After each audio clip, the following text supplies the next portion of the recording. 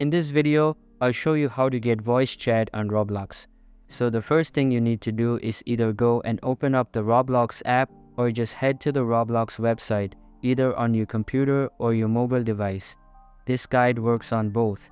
Then the next thing you need to do is go to the top right of Roblox and go and tap on the gear or cog looking icon just in the top right like so, and go to your settings. Then once you're in settings, you need to come to your account info, and you can do the exact same thing on your mobile device as well. The first thing you need to do is go to verify your age and to go and get voice chat on Roblox. You are going to need to be 13. In my case, I'm over the age of 13, so that is fine. So all you are going to then do is going to verify your age. As you can see, my age is verified and I can activate the voice chat on Roblox. Age verification includes different steps. After completing all steps, your age will be verified. After verifying your age, all you need to do is tap on privacy option on the left.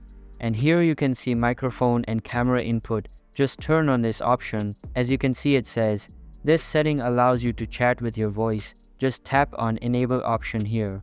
That's it for today. Thank you for watching.